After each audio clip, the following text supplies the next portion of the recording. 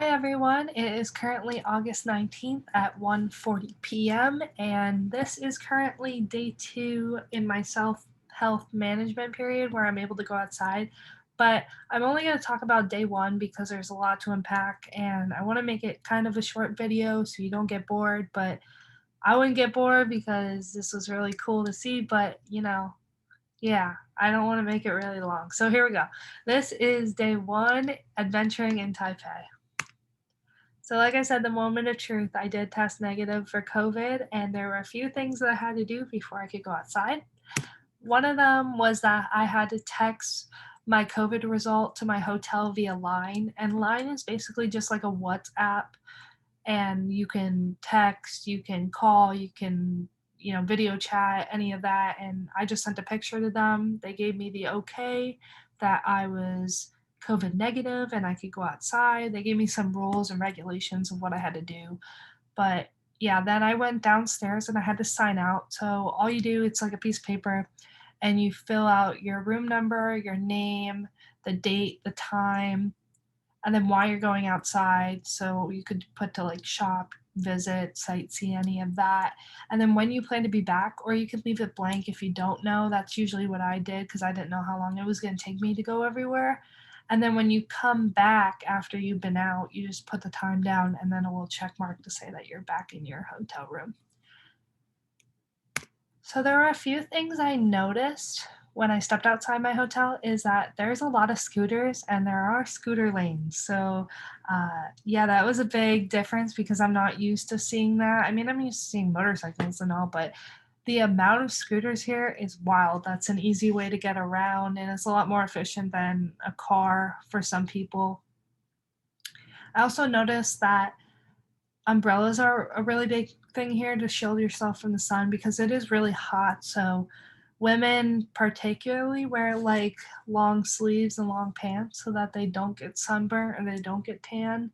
They want to be really fair here. So it's a little bit of a difference. I kind of get stared down when I'm wearing like, a tank top and shorts, but it could be because I'm really tall too and they're not used to seeing really tall people. So I don't really know. And I also noticed that there's really long crosswalk times. I mean, the crosswalks are pretty long if you're going from like 3 highways to get to the other side of the street.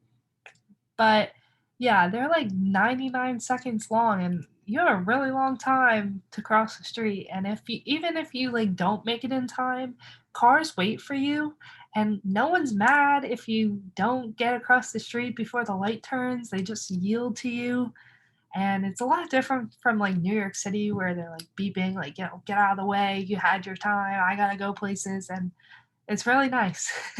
And then there are so many 7-Elevens. Taiwan in general cannot live without a 7-Eleven, and I'll tell you why in a little bit. So this was outside my hotel room.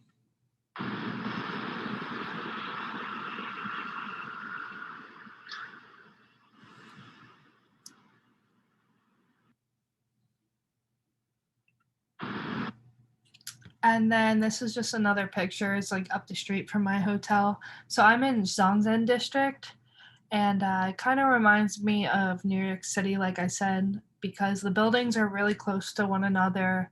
It's very populated, but it's a lot cleaner.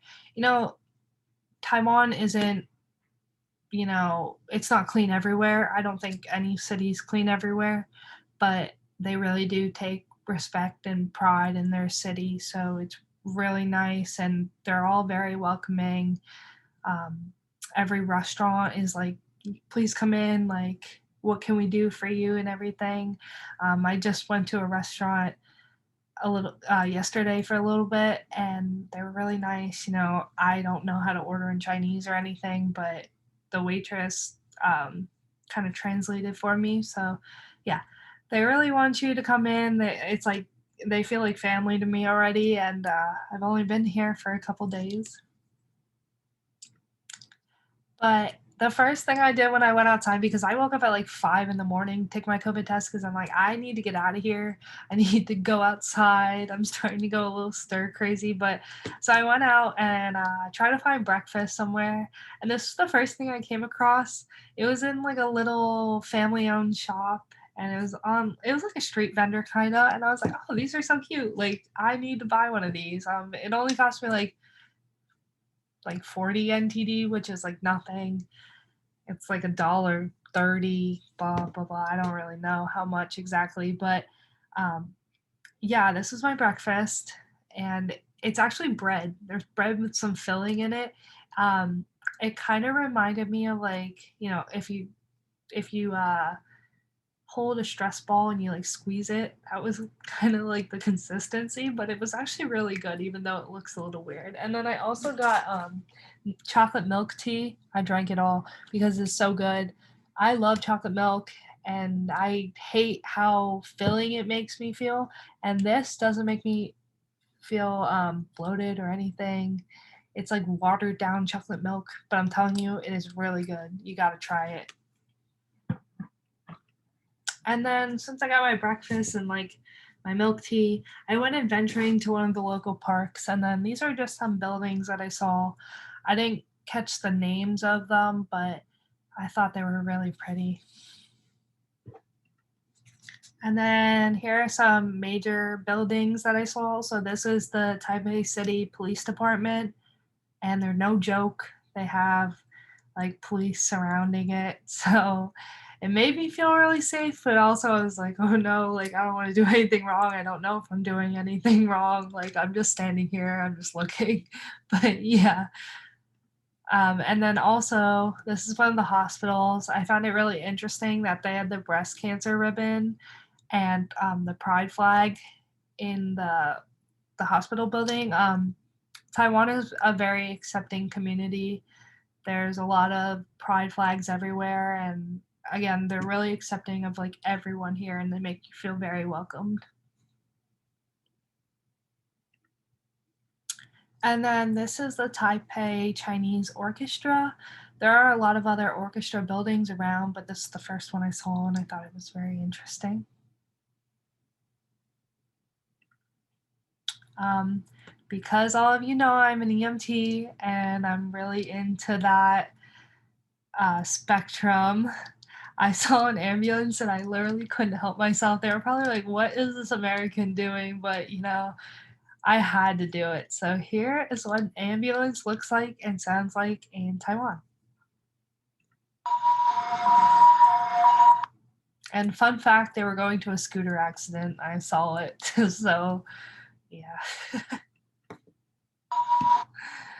Okay. Like I said, I was going to talk about 7-Eleven. So 7-Elevens are like the main thing here in Taiwan. I know if you think like, why are people going to 7-Elevens? Well, they're a lot different here compared to like in the US.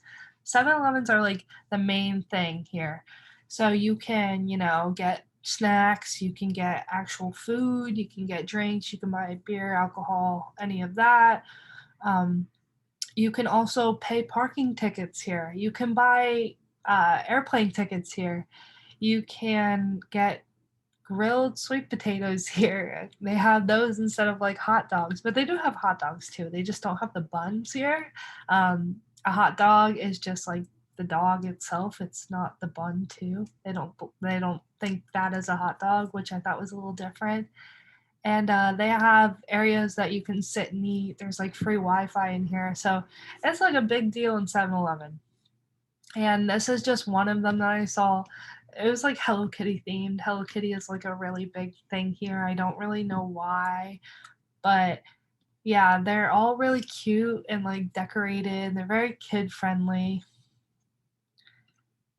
And like I said, you can purchase like any Taiwanese beer. They do have like Heineken, Corona, all of that, but they don't have Yingling. So we got to figure out a way to get Yingling to Taiwan. And who would be Lexi Kerstetter without going to a brewery? So that was the first thing I kind of found on my list. I went to Driftwood Brewery, and it's kind of more Americanized. Everyone really spoke good English there, and I found that a lot of Americans were at the brewery that I could meet and talk to.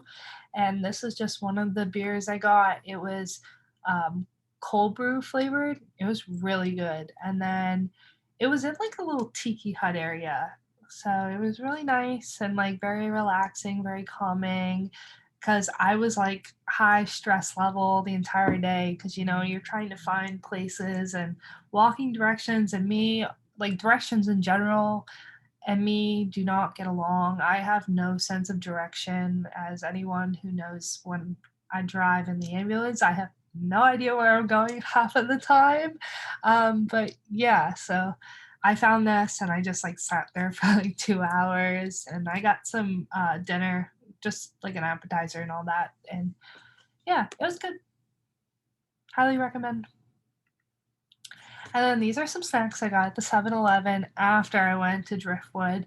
Um, The milk chocolate bar isn't as good as Hershey's chocolate. I will always eat Hershey's chocolate, but it makes do. I didn't want to get like a Hershey's chocolate bar here because I want to try different things. But on the right, the Lay's seaweed potato chips are so good. Like they are my midnight snack all the time. They taste like California rolls. I know it sounds weird, but they're really good. You got to try them if you ever can. And then you could buy beer at the 7-Eleven. The drinking age here is 18. I didn't get carded. I feel like they figured, she probably knows that already. And they're very, like, it's a very respectable society. So I don't think crime is very um, pertinent here. And there are very big punishments if you commit a crime. So I don't think people want to do that. But yeah, these are some of the alcohol I bought. I bought a Taiwan beer. It was pineapple flavored, really good. There's a vodka soda, and then a Mandarin lager. What you'll notice is that the alcohol percentages here are really low. They're like 3 to 5%, if that. The brewery had like higher alcohol percentages, but if you're in like 7-Eleven, I think the highest they sell is like 6%. I couldn't really find anything higher than that. And then on the right here is like a sushi roll up, I want to say, but it has chicken in it. It's like chicken rice and seaweed. It's really good. You can eat it cold or you can warm it up. I ate it cold because I don't have a microwave in my hotel, but it was really good. And then after I got a late night snack before going to bed, I don't really know what I ordered. It was in Chinese. I just kind of pointed to the picture that I liked. So it was really good. It was like a strawberry cream, like milk, but it also was um, like a gelatin consistency on the bottom. I really don't know what it was, but yeah, it was really good. And that's it for day one of quarantine, out of quarantine. And yeah, it wasn't as, there weren't a lot of like sightseeing. I kind of just wanted to stay around my hotel because I didn't really know where I was going. I didn't know what the nightlife was like. So I was just being a little cautious. Not that I felt unsafe or anything. I felt very safe the whole time, but um, I just wanted to start little and then like keep branching off. Today is day two, and I went like everywhere today. Also, I met my other friend that's going to Penghu, so we went to a bunch of places. She does speak some Chinese, so it was kind of nice to like know what she knew what we were ordering or anything.